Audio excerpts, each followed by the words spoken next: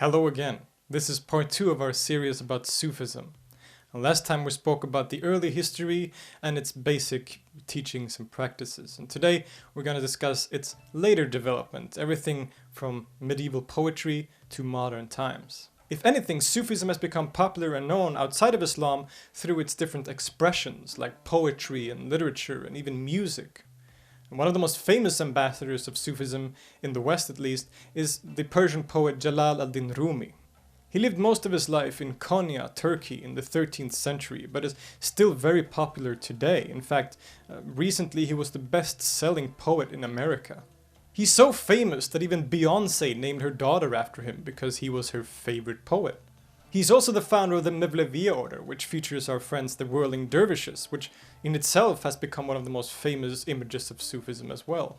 What makes Rumi stand out is his incredibly beautiful use of language to express the intricate philosophies of Sufism, often through metaphors. He, much like our friend Rabia from before, puts a lot of emphasis on love and intoxication in the divine presence. For example, you'll find in his poetry a lot of references to wine drinking and drunkenness and people falling hopelessly in love with beautiful women.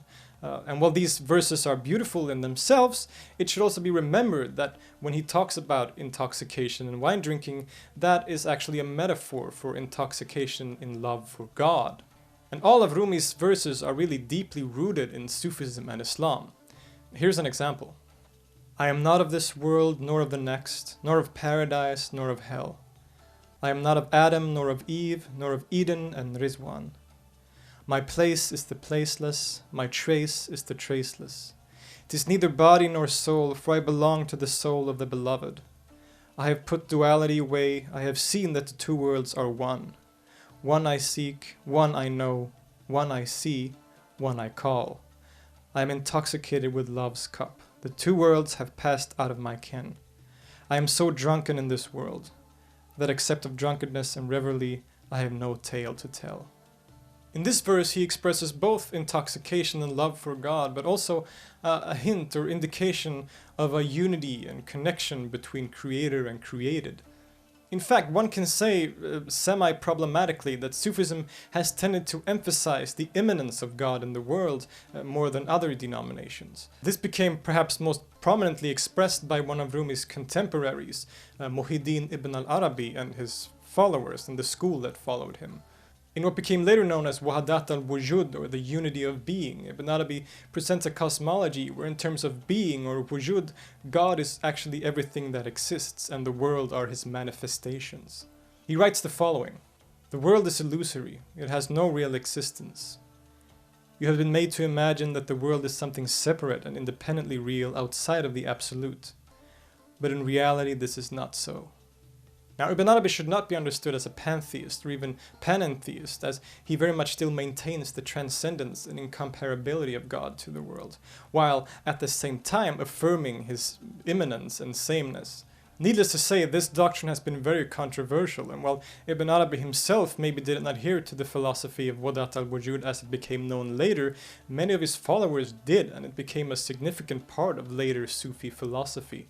Discussions about what it means and how it should be understood has been a source of great debate throughout history. To his followers, like the famous Persian poet Jami, he is known as Sheikh al-Akbar, or the great master, the greatest master, while for people like Ibn Taymiyyah, which was his opponent, and the modern Wahhabi movement, he is often considered a heretic. Indeed, since medieval times and the influence of some of the people I've talked about, Sufism eventually grew to become the form of Islam practiced by the majority of the world's Muslims, right up until about the middle or late 19th century. And in some parts of the world it still holds this position. For example, in Senegal, in which 92% of the population is Muslim, 95% of those Muslims belong to a Sufi brotherhood or order. In other words, Sufism is certainly not a small sect of Islam, as some people tend to believe. Generally speaking, there are a lot of misunderstandings about Sufism, both in the non-Muslim and Muslim world. As a result of some let's say, liberal translations of Rumi's work, for example, many people have come to believe that Sufism is something separated from Islam and some form of general spirituality. But when we consider its history, we can clearly see that its teachings are firmly rooted in Islam, and that the poetry of Rumi, for example, is often based on the Quran or the Hadith. With that said, within the limits of Islam, Sufism has evolved in many different directions and taken on many forms throughout history. It isn't just a tradition consisting of ascetic individuals living in poverty. It's been practiced by kings, landowners, military personnel, and people from all walks of life. Any generalizations like this, including that Sufism is a peaceful version of Islam, should be viewed very cautiously.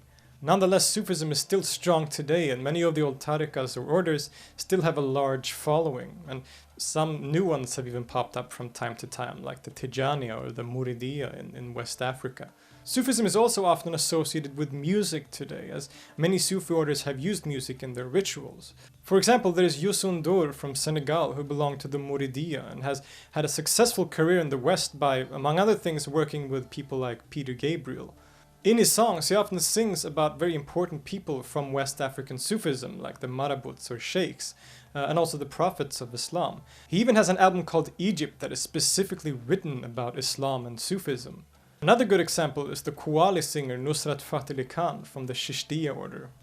He became famous in the late 80s and 90s through albums like Must Must. There is more interest in Sufism in the West generally, partly stemming from the popularity of Rumi's poetry and also to some, you could say, New Age interpretations of Sufism.